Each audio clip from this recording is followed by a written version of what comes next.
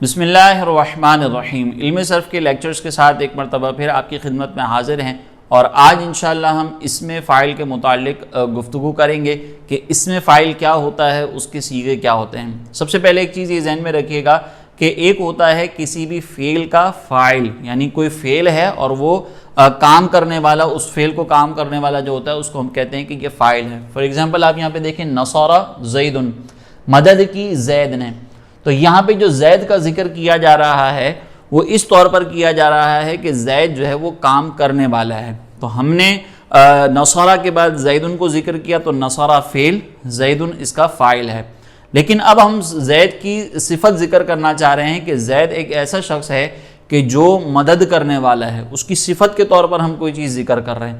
تو اب یہاں پر ہم فعل کو نہیں ذکر کریں گے، جیسے ہم نے نصرہ زیدن کہا کہ زید نے یہ کام کیا ہے، زید نے مدد کی ہے، تو یہ ماضی کے اعتبار سے ہم خبر دے رہے ہیں۔ لیکن اب ہمیں کسی کی زمانے کا لحاظ کیے بغیر زید کی صفت ذکر کرنی ہے کہ زید ایسا شخص ہے جو لوگوں کی مدد کرنے والا ہے۔ تو اب ہم یہ کہہ سکتے ہیں کہ زید ناصر، یعنی یہ لفظ جو ہے، یہ کلمہ جو ہے وہ زید کی صفت کے طور پر ذکر ہو رہا ہے، اور یہاں پر یہ اس بات کی طرف اشارہ کر رہا ہے، یہ وزن اس بات کی طرف اشارہ کر رہا ہے کہ زید کی جو صفت ہم بیان کر رہے ہیں وہ یہ ہے کہ زید مدد کرنے والا ہے، اب چاہے وہ کسی بھی زمانے میں مدد کرنے والا ہو۔ تو یہ جو کلمہ ہے اس کو کہا جاتا ہے اسم فاعل۔ تو اسم فاعل وہ کلمہ ہوتا ہے، اب اس کی تعریف کو بہت آسانی سے اگر آپ سمجھیں کہ اسم فاعل وہ کلمہ ہوتا ہے جو کسی کام کرنے والے کی ذات پر دلالت کر رہا ہو، یعنی اس کی ذات پر جو دلالت کرے گا وہ بطور صفت دلالت کرے گا۔ جیسے مثال کے طور پر اب آپ یوں دیکھ لیں کہ اگر زید کسی کو مارنے والا ہوتا تو ہم کہتے زید ضارب، زید اگر کسی دروازے کو کھولنے والا ہوتا تو ہم کہتے کہ زید فاتح، یا جیسے ہم جو ملکوں کو فتح کرتے ہیں تو ہم اس کے بارے میں بھی کہتے ہیں کہ زید فاتح، کہ زید تو فاتح ہے۔ تو اس طریقے سے جو صفت کے طور پر کسی اسم کو ذکر کیا جاتا ہے اس کو کہا جاتا ہے اسم فاعل۔ اب آپ یہاں پر آپ دیکھیں کہ کام کرنے والے پر دلالت کرے، یہ اسم فاعل ہے، اور یہ بطور صفت عموماً ذکر ہوتا ہے۔ یہاں پہ یہ فعل ہے، یہ فاعل ہے، اور یہ اس فاعل کی صفت ہے۔ تو یہ جو صفت کے طور پر ذکر ہو رہا ہے اس کو ہم اسم فاعل کہتے ہیں۔ امید ہے کہ یہ بات آپ کو سمجھ میں آ گئی ہوگی۔ اب اس کے کچھ صیغے ہیں جو ہمیں ذہن نشین رکھنے چاہیے، اور عموماً اس میں ہم کوشش کریں گے کہ جو زیادہ تر استعمال کا انداز ہے ہمارے یہاں پر، جو مشہور الفاظ ہیں، اس کو بھی میں آپ کی خدمت میں ذکر کر دوں۔ لیکن ان صیغوں کا ذکر کرنے سے پہلے ایک اور چیز کا تصور سمجھیے گا کہ یہاں پر میں نے کہا سالم صیغے۔ سالم کا مطلب ہوتا ہے یہ سلامتی سے بنا ہے۔ جب ہم واحد سے جمع بنا رہے ہوتے ہیں تو واحد سے جمع بناتے وقت اگر واحد کا وزن سلامت رہے تو ہم کہتے ہیں کہ یہ جو جمع ہے یہ سالم ہے، یعنی اس جمع کے اندر واحد کا وزن سلامت رہا۔ لیکن اگر واحد سے جمع کی طرف جاتے ہوئے واحد کا وزن ٹوٹ جائے تو ہم اس کو کہتے ہیں کہ یہ مکسر ہے، کہ اس کا وزن اب ٹوٹ چکا ہے۔ اس کی اگزامپل آپ دیکھیں، جیسے ناصرون ہے، تو اب آپ یہاں پر دیکھیں نون الف صاد اور را، یہ پورا ایک ترتیب سے لکھا ہوا ہے، اور جب آپ اس کی جمع پر آ رہے ہیں تو نون الف صاد اور را یہ اسی ترتیب سے لکھا ہوا ہے۔ تو یہاں پر جو ترتیب ہے وہی یہاں پر ترتیب موجود ہے۔ تو اب یہ واحد سے جمع کی طرف ہم جب گئے ہیں تو یہ جمع واحد کا وزن بالکل سلامت ہے، تو اس کو کہا جائے گا یہ جمع سالم ہے۔ یہ سالم صیغے اسی سے ہیں کہ یہ جمع اس کی بالکل سالم رہی ہے۔ لیکن بعض اوقات ایسا ہوتا ہے کہ واحد سے جب جمع کی طرف جاتے ہیں تو وہاں پہ وزن ٹوٹ جاتا ہے۔ جیسے مثال کے طور پر یہ ناصرون ہے، لیکن جب آپ اس کی جمع کی طرف آ جائیں نصار، تو یہاں پہ وزن ٹوٹ گیا، نصرتن یہ وزن ٹوٹ گیا۔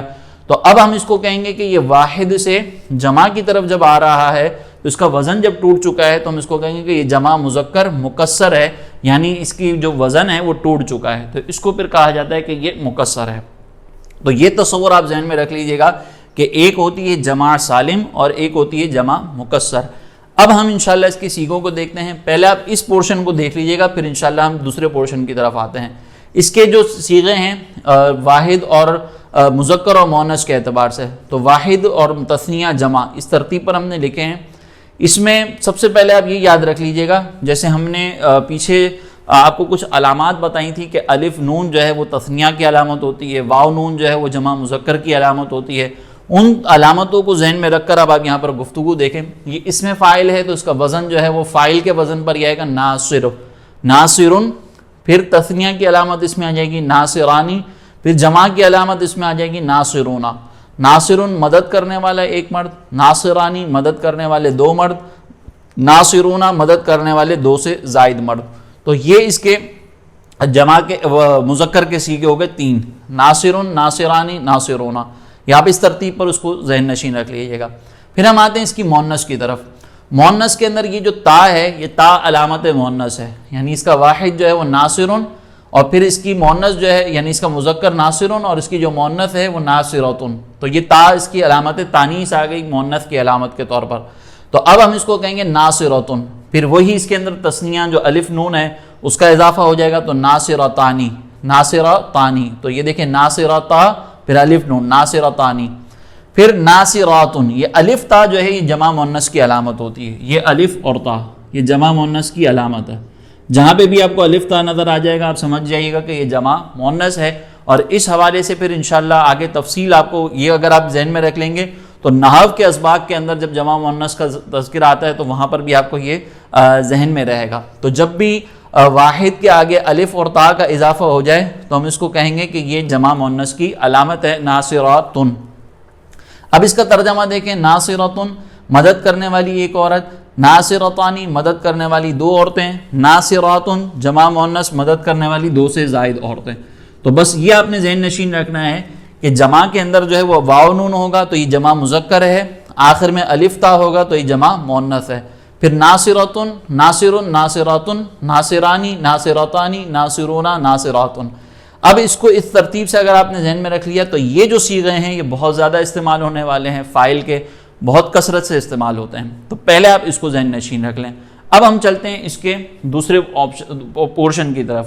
اب آپ دیکھیں کہ یہ مؤنث کا جو صیغہ ہے اس کے واحد مؤنث سے ہم جمع مؤنث پر جا رہے ہیں. اب یہاں پہ ناصرون ہے، یہ نواصرو ہے. یہ جمع مکسر جو ہے اس کا وزن ٹوٹ چکا ہے تو ہم اس کو کہیں گے کہ جمع مؤنث مکسر ہے، کہ اس کا وزن ٹوٹ چکا ہے. واحد کا وزن تھا ناصرون، یہاں پر جو وہ نواصر آ گیا، نون کے بعد واو آ گیا تو وزن ٹوٹ گیا.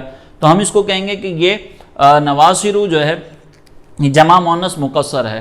پھر اس کے بعد نصرون، یہ بھی ایک صیغہ ہے. ان کا ترجمہ وہی ہوگا مدد کرنے والی 2 سے زائد عورتیں، ترجمہ سیم ہی رہے گا. تو نواصرو اور نصرون یہ 2 صیغے آپ کو ذہن نشین رکھنے ہیں کہ یہ بھی جمع مؤنث کے اندر استعمال ہوتے ہیں. اس کے بعد جو ہے وہ ناصرون، یعنی یہ مدد کرنے والا ایک مرد. اس ناصرون سے ہم جب جمع مذکر بناتے ہیں تو اب یہاں پہ چونکہ یہ جمع مذکر بناتے وقت واحد کا جو وزن تھا یہ ٹوٹ چکا ہے تو ہم اس کو کہیں گے کہ یہ جمع مذکر مکسر ہے، یعنی واحد کا وزن، واحد سے جب ہم جمع کی طرف جا رہے ہیں تو واحد کا وزن جو ہے وہاں پر سلامت نہیں رہتا. اب اس میں آپ پہلے صیغے دیکھ لیں، نصرتن، نصارن، نصرن، نصرن، نصراء، نصارن، نصورن اور نصرانن.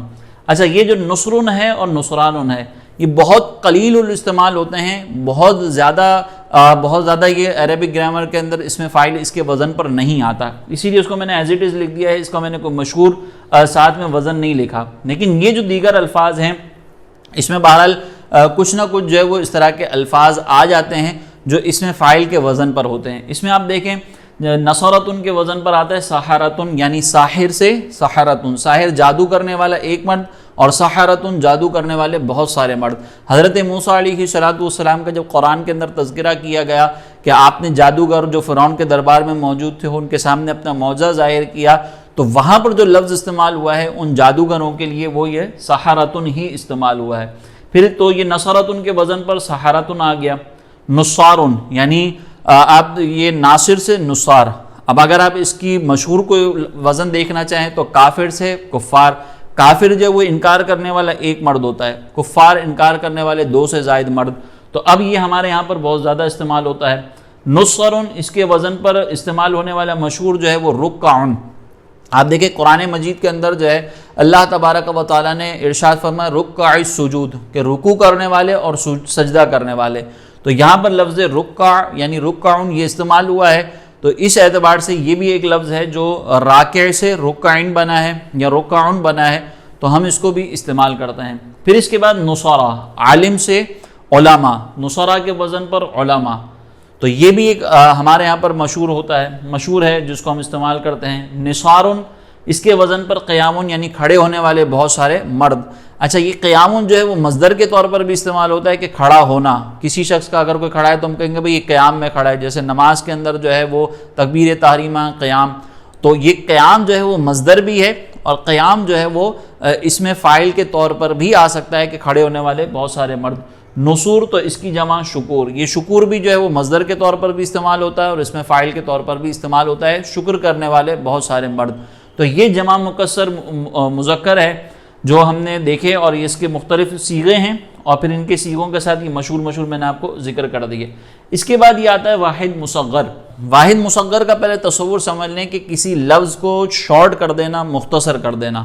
تو اب وہ جو لفظ کے اندر شارٹ آپ کر رہے ہیں, اس کو جو مختصر کر رہے ہیں, اس سے مراد یہ ہوتا ہے کہ اس میں کوئی معنی کی تبدیلی مقصود ہوتی ہے.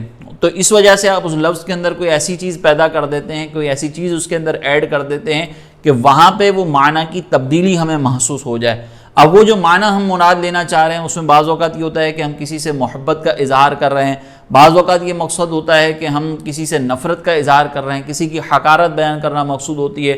تو اس طرح کے معنی اگر لینا مقصود ہوتا ہے تو لفظ کو بعض اوقات شارٹ کر دیا جاتا ہے, یعنی اس کے معنی کے اعتبار سے شارٹ کر دیا جاتا ہے. فار ایگزامپل آپ دیکھیں کہ یہ ناصر ہے, اب ہم اس کی کوئی تصغیر بنانا چاہ رہے ہیں, اس کو شارٹ کرنا چاہ رہے ہیں, تو ہم نے اس کو نویسر کہہ دیا.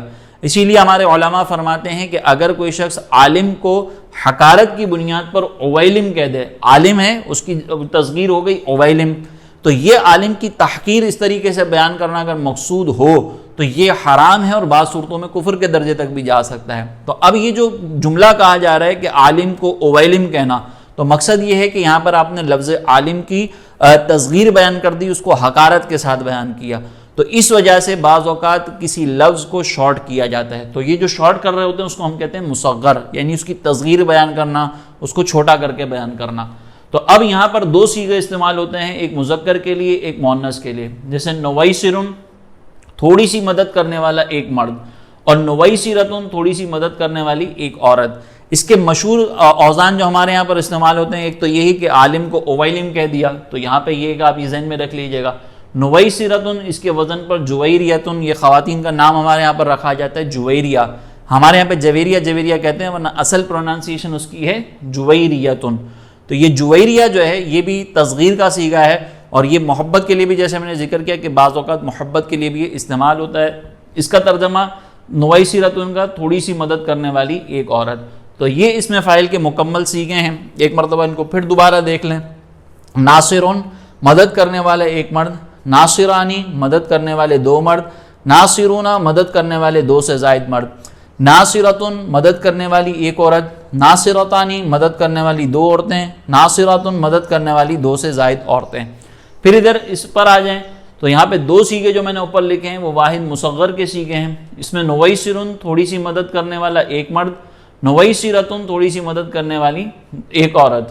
پھر اس کے بعد جمع مؤنث مکسر کے صیغے ہیں. اس میں دو صیغے ہیں, نواسرو اور نصرون. ان دونوں کا ترجمہ جو ہے وہ یہی والا ہوگا, مدد کرنے والی دو سے زائد عورتیں, نواسرو اور نصرون. پھر یہ جمع مکسر کے صیغے ہیں. یہ والے جو صیغے ہیں اور یہ اس کے وزن پر آنے والے مشہور الفاظ ہیں. اسی طریقے سے یہ اس میں فاعل کے صیغے اور اس کے مشہور ہیں. یہ دو جو ہے وہ بہت کم استعمال ہوتے ہیں, عربک میں بہت زیادہ ان کا استعمال نہیں ہوتا بطور اس میں فاعل.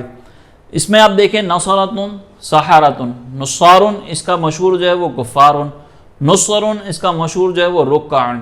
پھر نصراء اس کا مشہور جو ہے وہ علماء, نصارن اس کا مشہور قیامن, نصرن اس کا مشہور جو ہے وہ شکورن. باقی یہ نصرن اور نصرانی بہت زیادہ استعمال نہیں ہوتے, یہ قلیل الاستعمال ہوتے ہیں.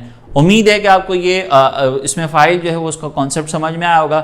انشاءاللہ اگلے لیکچر میں ہم دوبارہ ملتے ہیں, تب تک کے لیے اپنا خیال رکھیے گا.